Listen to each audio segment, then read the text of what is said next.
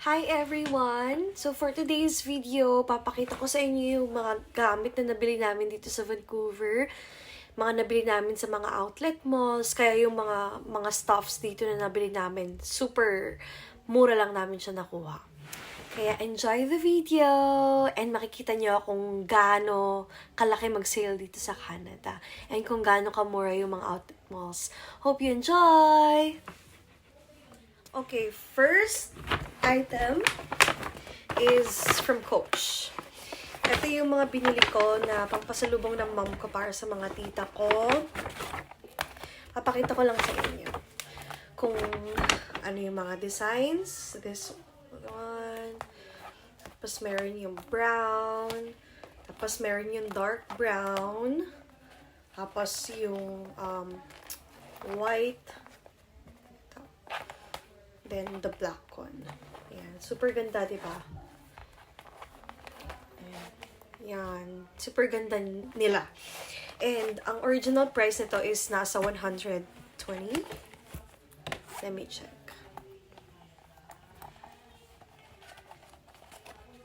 Ayan. Ito yung original price. 110 yung isa. 110 siya. So, pag binayaran mo siya with tax na 13%, it's gonna be around 120, 130. Ganun yung price niya. But, I only got this for $30. Parang ganun. $30 na lang. Kasi, nung shinap ko siya, meron naka 65% off ito. Tapos, yung tito ko, birthday niya nung time na yun, merong another 10% discount for anyone celebrating their birthday. And additional $20 discount for, I think, 150 na purchase. $150 purchase. So, nakuha ko na lang to ng $30. Siguro mga around $32 to $35. Ganun. So, di ba? Win-win. So, nice. Next one, this is for my brother. It's a goggles. Naghahanap talaga ako ng bibilhin sa kanya. Eh, nagsabi din siya sa akin na gusto niya ng goggles, pero training goggles lang yung gusto niya. Pero since wala siyang choice, and ito lang yung meron doon, pinakita ko sa kanya, and sabi niya, ito daw yung ano niya, yung dream goggles niya. Kaya super happy ako nung binili ko to. This is $89.99. So, with tax, it's gonna be around $100 yung price niya.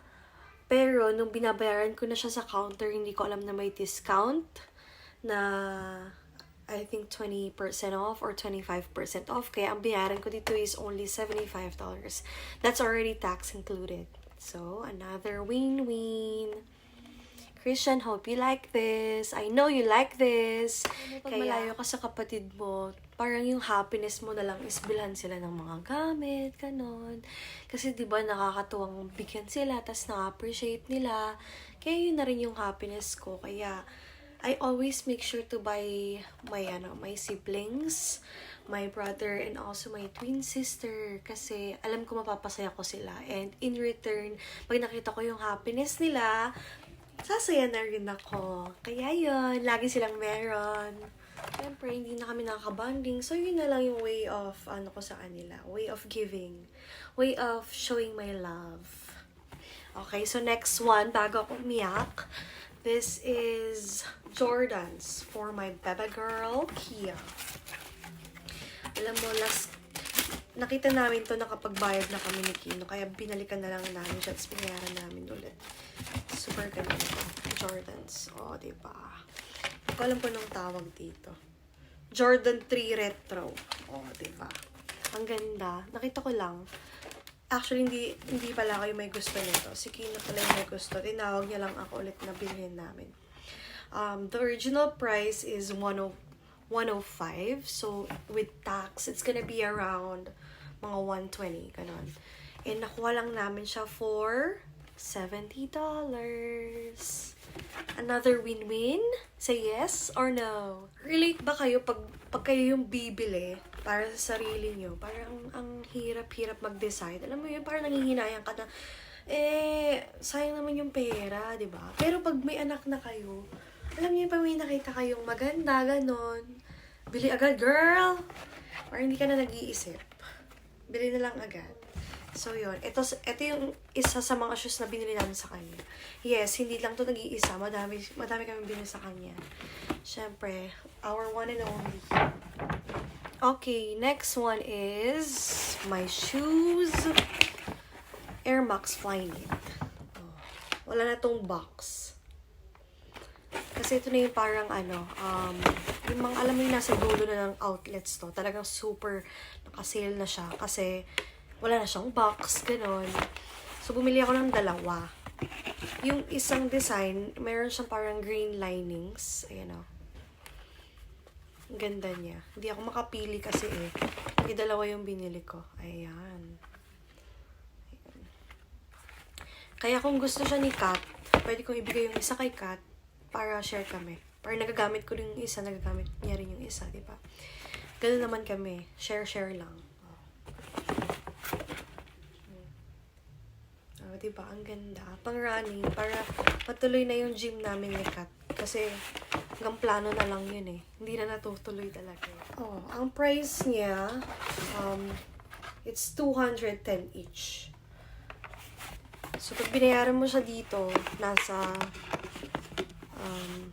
siguro nasa 240 siya. And, nakuha ko lang siya ng $79.97. So, nasa $80 ko lang siya nakuha. Super mura, diba? Parang hindi talaga nakakahinayang bumili. Ayan. Ayan siya. $80 na lang.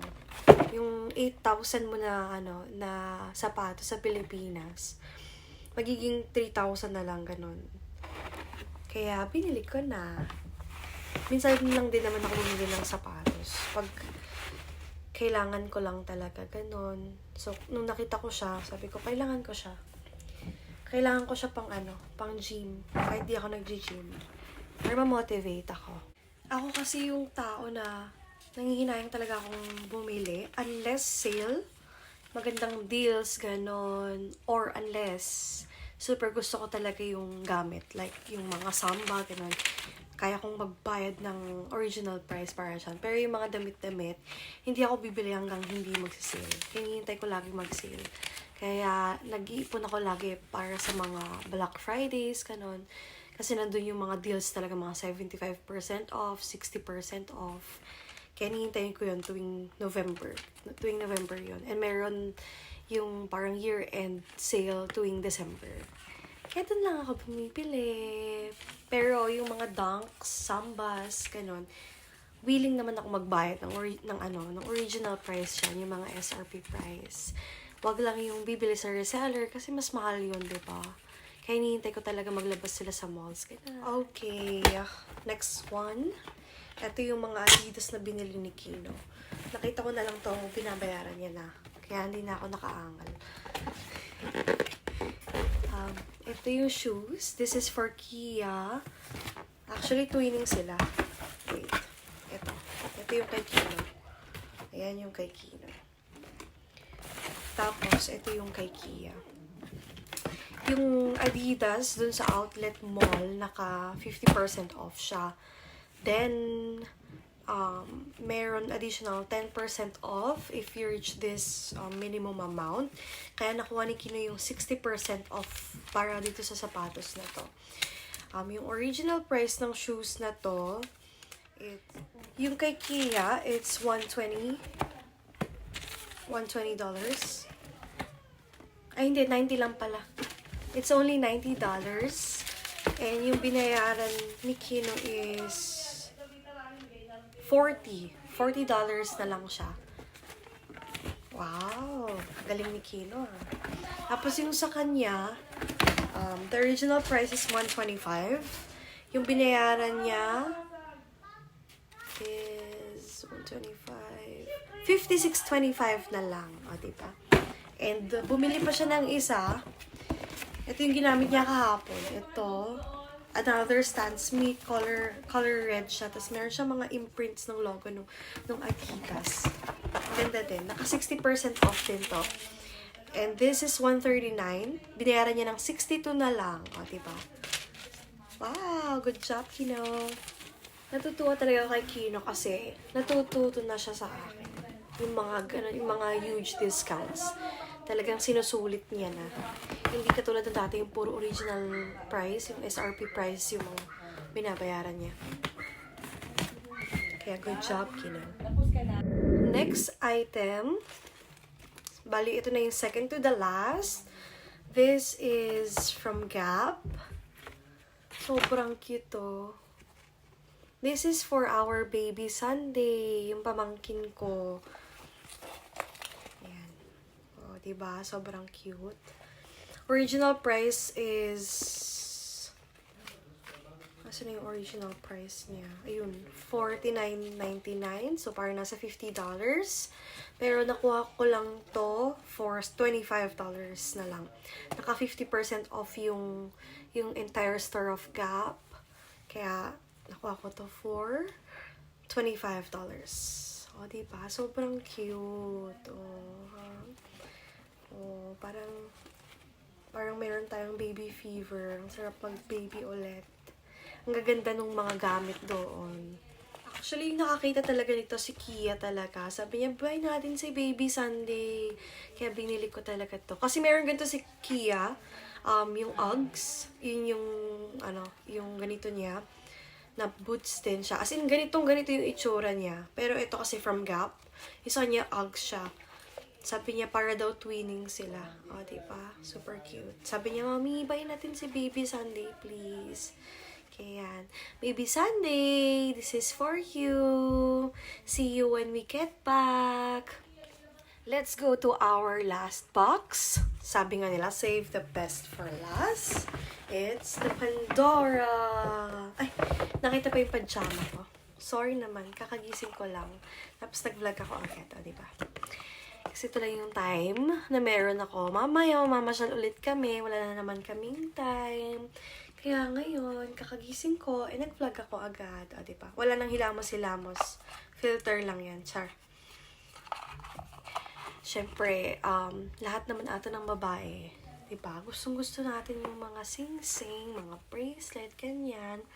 Kaya nung nakita ko talaga na may deal sa Pandora, hindi na ako nagdalawang isip. Pasok na agad. Ganun. Tapos inugot ko na si Kino. Kasi syempre, si Kino magbabayad nito. Joke lang. Kasi naghanap talaga ako ng earring. Gusto talaga ako ni Kino bilan ng earrings kasi meron akong pearl na earrings before. Nagaling pa siyang Manila. I've been wearing that for how many years na. And suddenly, I lost the other pair. Kaya isa na lang siya. Kasi hindi ko na siya nasusuot. Kasi syempre, sino ba naman magsusuot ng isa lang, diba? Ano ba? Tapos yun, ang lungkot-lungkot ko talaga. Kasi sabi ko kay Kino, parang nasanay na ako ng may earrings. Kasi nga, everyday ko siyang suot.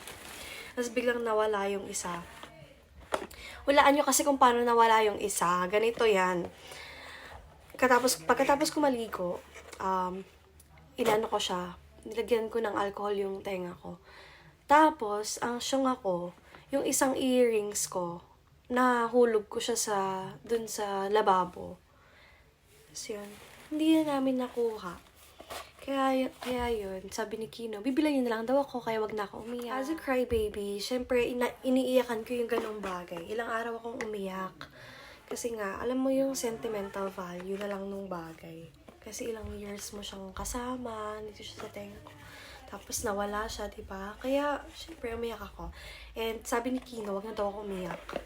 Doon lang ako nag-stop kasi nga bibilan niya daw ako. Kaya nakabili ako ng earrings. Ito. Dito siya nilagay. Pero ito na siya. Suot ko na siya. Tapos, may mga nakita din ako magagandang mga, meron ako nakitang ring, meron ako nakitang necklace, gano'n. Kaya bumili na rin ako. Tapos, meron silang deal na if you reach this certain amount, makakakuha ka ng angkatin ng mata ko.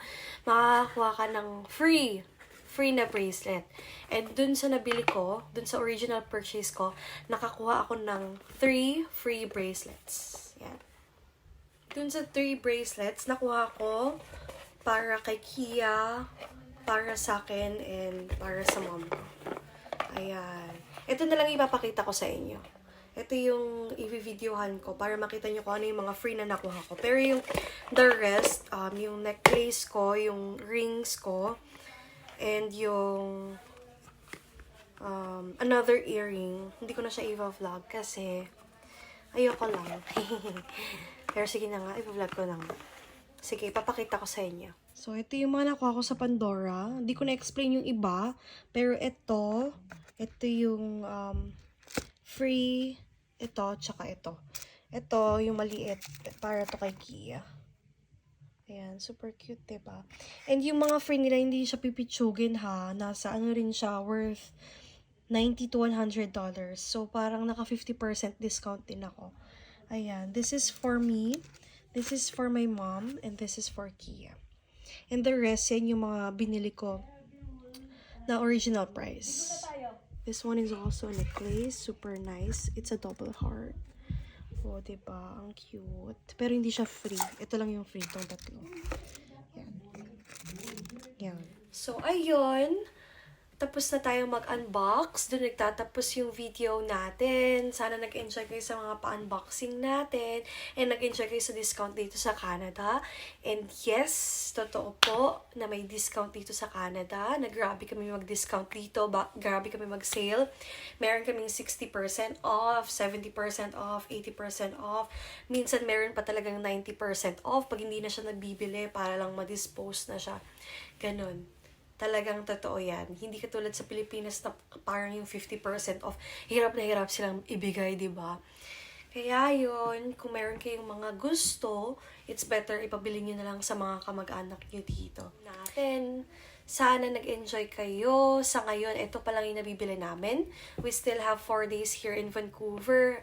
So, kung meron pa kaming pupuntahan na outlet mall or may mga deals pa kaming makikita or kung mayroon pa kaming bibilhin, I will try to create another video. But for now, ito lang muna meron tayo. And also, I will be uploading a bunch of videos about our Vancouver trip. And sana magustuhan nyo din yon.